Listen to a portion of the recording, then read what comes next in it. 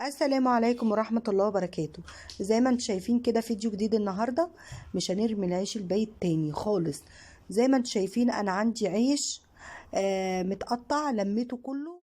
وبعد ما لميته كده زي ما انتم شايفين كده رحت نقعاه في مية سخنة.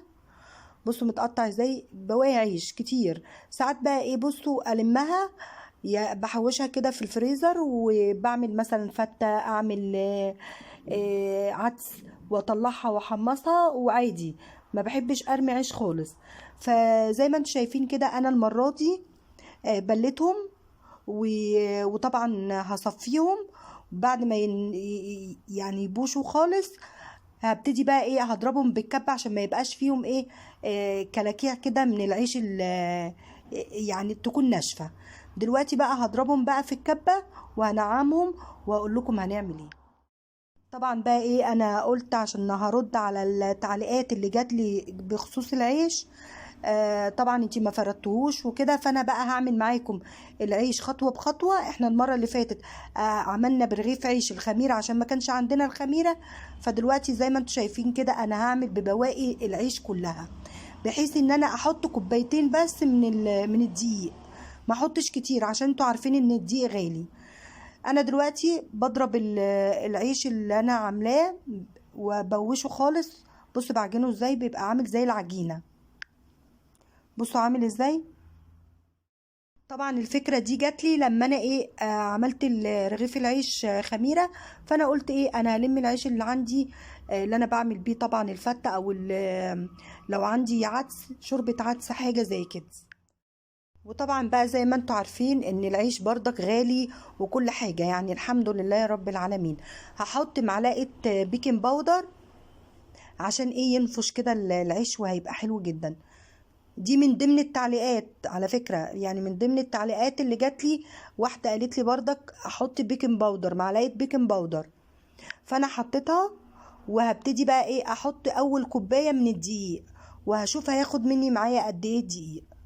هبتدي بقى اعجنها كده. بقى اعذروني عشان الفيديو هيبقى طويل، بحيث ان انتوا ايه علقتوا على الفرد وكل حاجة. انا بقى دلوقتي بعجنه، وكمان هفرده قدامكم، وكمان هخبزه قدامكم كل حاجة. زي ما انتوا شايفين كده هبتدي احط كوباية التانية. طبعا ده كده هتحطي 3 كوبايات احسن من ان انتي تحطي كيلو دقيق. يعني ما شاء الله العيش وفر لي دي 3 كوباية، وهيعمل لي كمية كبيرة. يعني أنا عمل لي 26 رغيف بجد بالأمانة. بصوا بقى عامل ازاي. بصوا مفيش كلكعة خالص بتاعة العيش، ولا أكنك مبوشة عيش وما فيهاش أي عيش، أكنها ايه، أكنك عاملة العيش بالرد عادي. عشان طبعا احنا ما حطيناش ردة. فهسيبه بقى العجينة تخمر شوية، تستريح كده، وبعد كده ايه هنقرصها.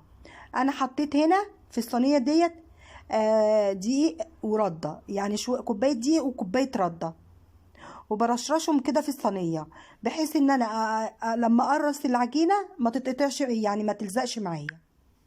وهوريكم كمان خطوه بخطوه. طبعا عشان المصداقيه لازم يبقى كل حاجه قدامكم. جبت بقى سبت العجينه تريح شويه، وقلت بقى ايه هبتدي اقرصها. زي ما انتم شايفين بصوا. طبعا هنبل ايدينا زي ما انا قلت لكم في الفيديو اللي فات. عندي طبق فيه شوية زيت مع شوية مية. بصوا كده بقرص العجينة. العجينة طرية جدا ما شاء الله وحلوة قوي، وبصوا بتلزق، بس عشان ايديا فيها زيت ومية مش بتلزق معايا قوي. هبتدي بقى كده هعمل بقى العجينة كده كلها كل الكمية. وبعد كده ايه هنسيبها تريح شوية وتخمر شوية وهي متكورة كده. وبعد كده ننزل بقى تحت ان شاء الله ونخبزها.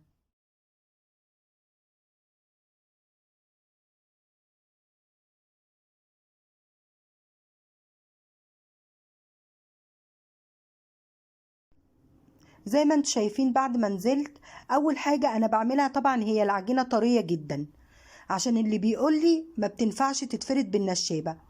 لا انا سبتها تريح شويه، وبصوا بتلزق. انا بالصينيه ديت اللي معايا دي الخشب، هي عامله زي المطرحه كده، انا معرفش اسمها بصراحه.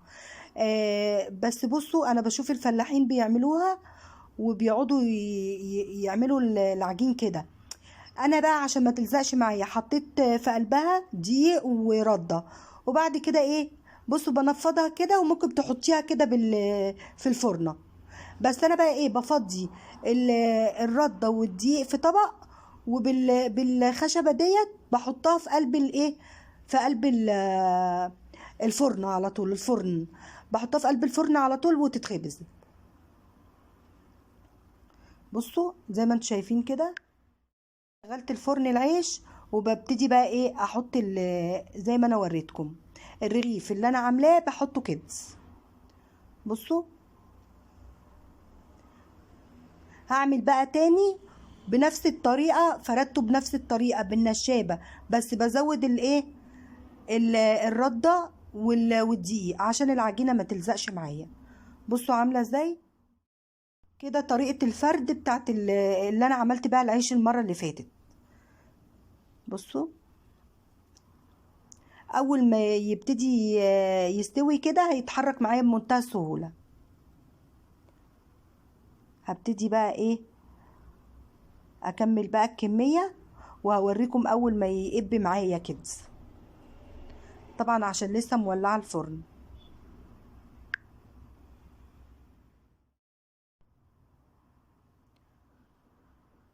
بصوا عشان يبقى واحده واحده. بصوا بيبتدي ايه، بصوا بيبتدي يقب الرغيف. ما شاء الله حلو قوي قوي.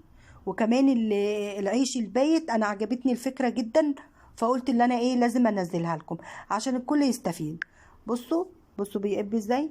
طلعت كام رغيف اهو ما شاء الله. ده من العيش البايت، بصوا عامل ازاي من العيش البايت ما شاء الله، وبيقب معايا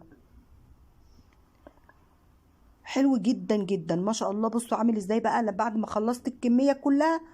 اقسم بالله ده العيش اللي انا عاملاه من بواقي العيش البايت عشان يبقى فيه مصداقيه، وربنا اللي هيحاسبني.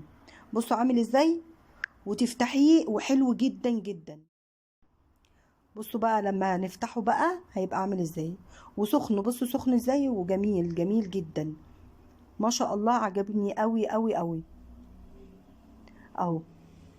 يا رب النهارده يكون الفيديو عجبكم، واكون انا قدرت اوضح لكم اللي بصوا ايديا، بوريكم ايديا اللي هي فيها عجين عشان يبقى فيه مصداقيه ما شاء الله. جميل جدا. بتمنى بجد تجربوه وتدعوا لي دعوه حلوه كده لو عجبكم اي وصفه من وصفاتي.